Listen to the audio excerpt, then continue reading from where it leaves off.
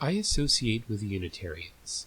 I first checked them out about, 8.5 years ago now, back when I was at a very low point in my life, hurting for love, and looking for a community network to be part of.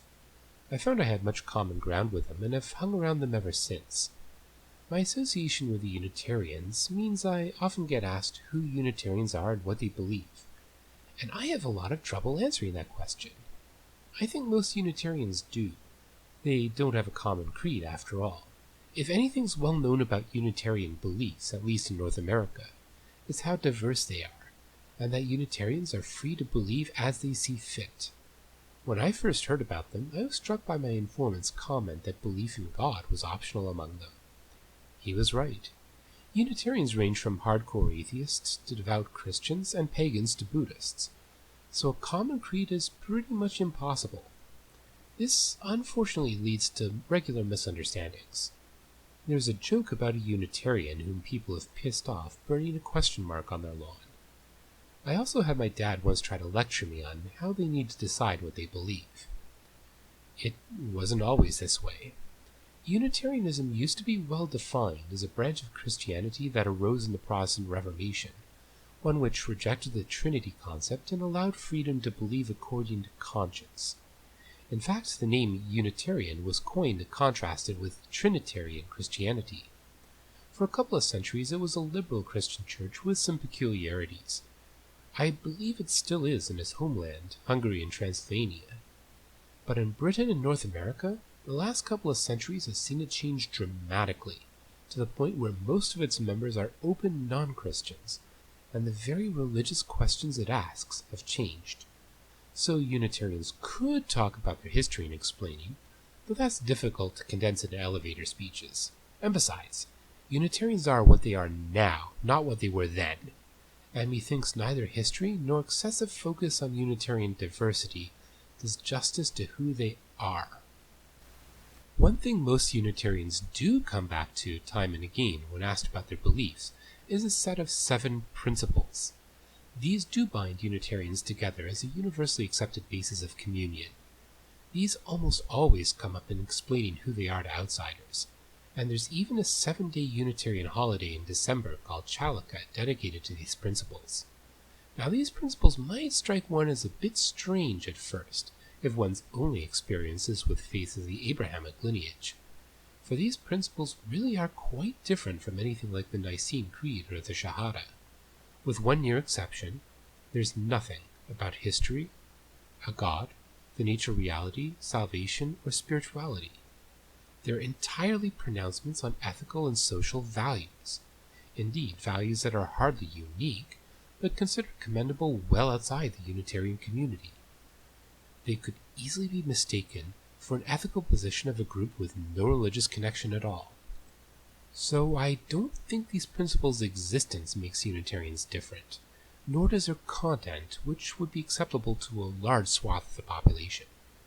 But perhaps their place, their function, might make them stand out. Over my time with the Unitarians, I've come to see that these principles are indeed fundamental, but not in the same way that the Nicene Creed or the Shahada are to Catholicism or Islam. They actually undergird a totally opposite approach to religion.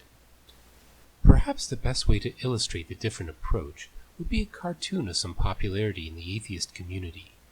It contrasts 2 school teachers. One's a scientist and the other a creationist.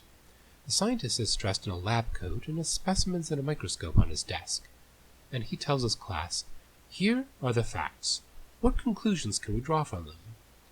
Meanwhile, the creationist is wearing a suit and tie and holds up a Bible, and he says to his class, "Here's the conclusion. What facts can we use to support it?" Polar opposite approaches, and ultimately totally irreconcilable. The cartoonist's original point was how faith and reason approach things, and how irresponsible creationism is in how it approaches the world. But the same point applies in comparing religions too. What I see in faiths like Catholicism, Mormonism, and Islam is that creed is central, at least officially. Of course, good works are strongly encouraged, and there's certainly no lack of scholarship in their communities, but if you question or explore, your conclusions are expected to toe the party line and match the faith. If they don't, that can lead you to trouble, as Hans Kuhn and Muhammad Kalish have found by bitter experience. That cartoon's point is that this approach of starting with preordained conclusions and aiming to support them is just plain backwards and also irresponsible. Is an opposite approach to religion possible, one akin to the more responsible scientist? I see Unitarians trying to do this. Such an approach is a key part of why those who say Unitarians need to decide what they believe are entirely missing the point. This is not to say that Unitarianism is exactly like science, of course. It professes to be a religion, and religion and science have different functions. Still, there are very telling parallels to examine, but we'll look at the differences too.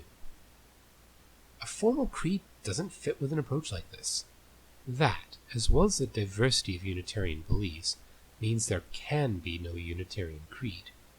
What Unitarians can have, though, is a safe space for exploring religion and growing in spirituality without their beliefs being dictated. This, I believe, is the ultimate function of the Seven Principles. Even though these principles' values are embraced by Unitarians, they don't define Unitarianism, but are a modus operandi that creates that safe space. And in my experience, that safe space usually operates quite well. Astute listeners will have noticed, at the beginning, I said I associate with the Unitarians. I didn't say that I am Unitarian. As much as I love them and have been readily welcomed as one of their own, I've long harbored doubts and concerns. Indeed, I identify more readily as an atheist and a humanist than as a Unitarian. I've long been hesitant to take up membership with the Unitarians. One of the biggest reasons is that I realized from the start I was uncomfortable with some of the principles. Initially, I had people assure me that we only need to align with the principle's general thrust.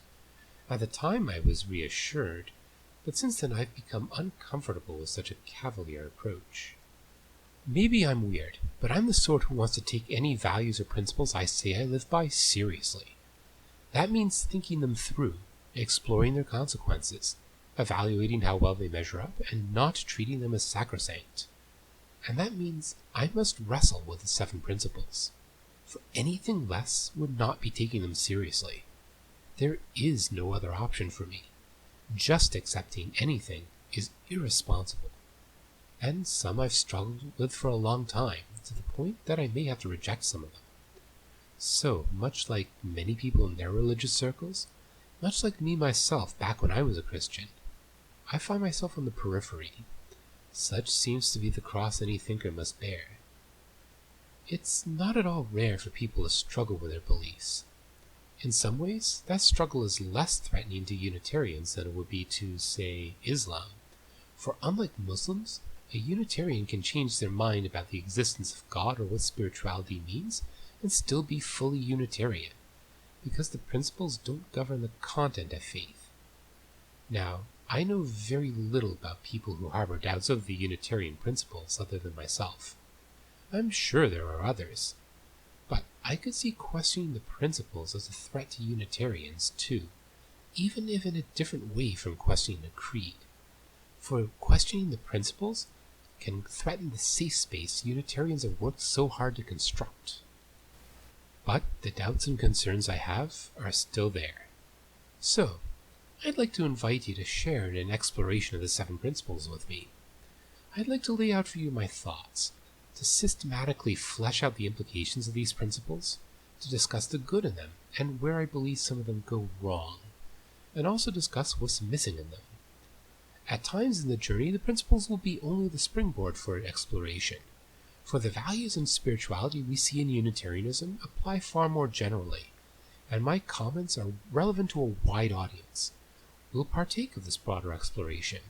We'll look at snapshots from history, literature, and my own journey, and we'll see political and moral issues through the lens of the principles. But ultimately, for me, it reverts to being very personal in how I relate to this community I presently call home.